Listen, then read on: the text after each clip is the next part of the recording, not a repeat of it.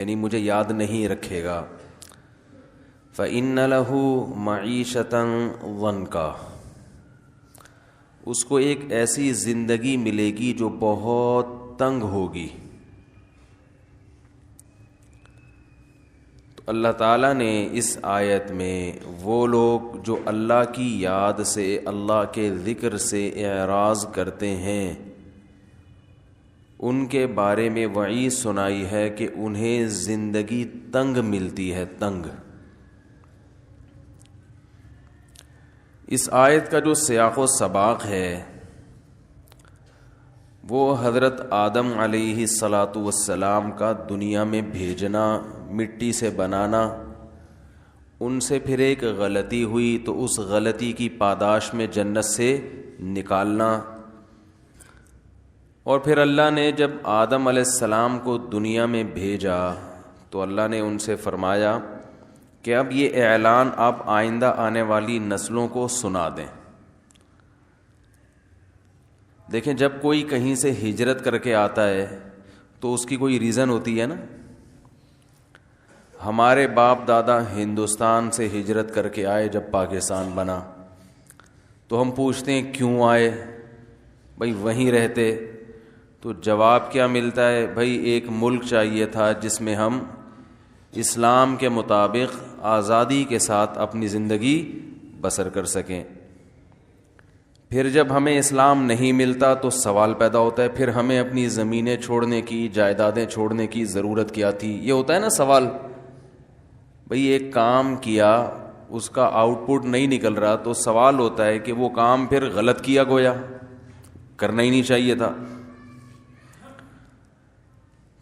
تو یہ سوال تبھی اکثر یہ سوال اٹھایا جاتا ہے، بھئی جب پاکستان اسلام کے نام پہ بنا تھا تو اسلام کیوں نہیں ہے، کیوں نہیں ہے؟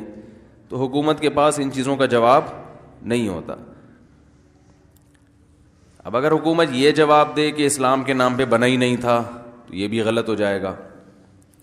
اگر یہ جواب دے کہ بنا تو اسلام کے نام پہ تھا مگر غلطی ہو گئی تھی، اب ہم اس کو سیکولر بنانا چاہتے ہیں، تو یہ جواب صحیح ہوگا.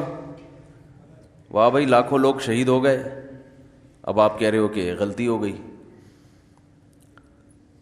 وہ جیسے ہے نا، ایک آدمی نے ایسے اپنے بازو نا، ایسے جیسے باڈی بلڈر ہوتے ہیں نا، ایسے دکھائے اور کسی مشہور بلڈر کا نام لیا اور کہا آئی ایم فلاں، کوئی بلڈر ہوگا بڑا.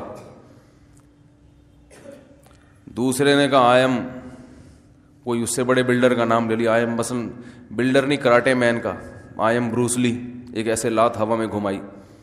تو تیسرے نے ان دونوں کو ایک مکہ لگایا اور کہا کہ آئی ایم سوری.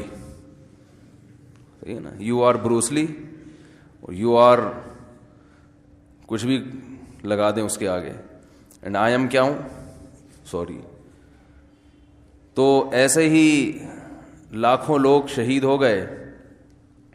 ابھی پرسوں کسی نے بتایا کہ ان کے رشتہ دار جب 1948 میں مائیگریٹ کر کے آئے تھے، 15-20 افراد میں صرف 2 زندہ بچے، باقی سب راستے میں ہندوؤں کے ہاتھوں شہید ہو گئے. تو بڑی قربانیاں لوگوں کی پاکستان بنتے ہوئے. اب آپ اگر کہیں کہ بھائی اس میں اب جس اسلام کے لیے یہ قربانی دی گئی وہ اسلام کہاں ہے، تو گورنمنٹ کہتے ہیں I am sorry, we are sorry, ہم سے غلطی ہو گئی، نہیں بنانا چاہیے تھا. تو یہ جواب درست ہوگا؟ بھائی غلط ہوگا. تو اسی طرح جب اللہ نے آدم علیہ السلام کو جنت سے دنیا میں بھیجا، اس مکھی کو کوئی کنٹرول کرے یار. یہ رفیع بھائی آپ کے علاوہ کوئی کنٹرول نہیں کر سکتا اس کا.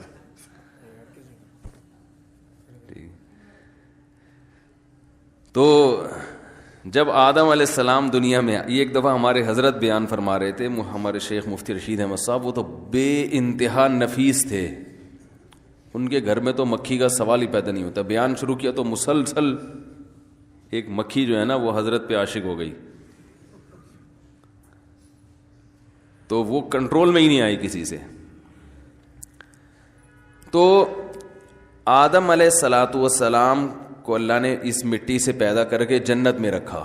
وہ جنت کہاں تھی یہ چیزیں ہمیں بتائی نہیں گئیں، آسمانوں پہ تھی یا کوئی اور جہان تھا، واللہ عالم. جو چیز جتنی بتائی گئی ہے ہم اس پر اتنا ایمان رکھتے ہیں. ان سے ایک غلطی ہوئی جنت سے. کبھی غلطی کے لفظ پہ توہین انبیاء کا کیس نہ بن جائے میرے خلاف. آج کل عشق رسول کا ایک یہی بہترین طریقہ ہے کہ الفاظ پکڑ پکڑ کے توہین کے فتوے لگاتے رہو. بہرحال آدم علیہ السلام سے اب تو غلطی ہو گئی, کیونکہ میں نے بول دیا نا غلطی ہوئی, اب تو رجوع کا آپشن بھی نہیں ہے. ٹھیک ہے, تو وہ اللہ نے منع کیا اس درخت سے مت کھاؤ, آدم علیہ السلام نے کھا لیا. اور کھایا کیوں؟ قرآن نے اس کی وجہ بیان کی ہے.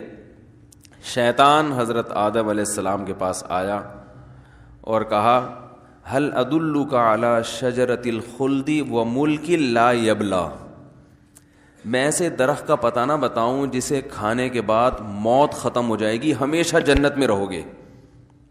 ابھی یہ جنت تو ہے لیکن موت بھی تو ہے نا.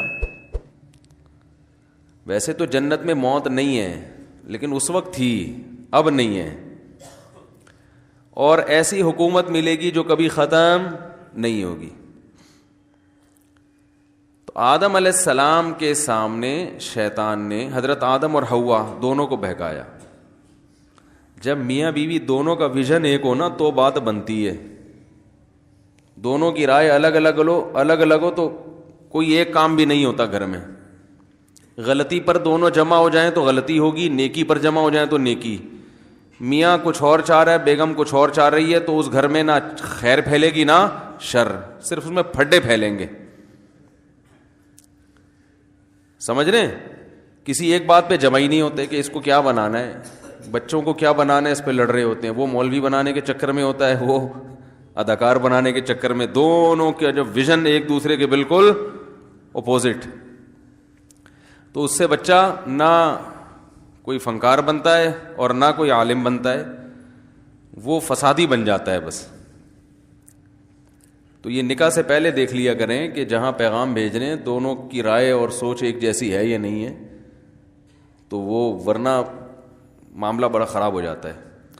تو آدم علیہ السلام کے ساتھ شیطان نے حضرت حوا کو بھی سمجھایا. وہ شیطان ڈیڑھ ہوشیار, اس کو پتا تھا کہ دونوں میں سے ایک کو سمجھایا, دوسرے کی سمجھ میں نہیں آیا تو بات بنے گی نہیں.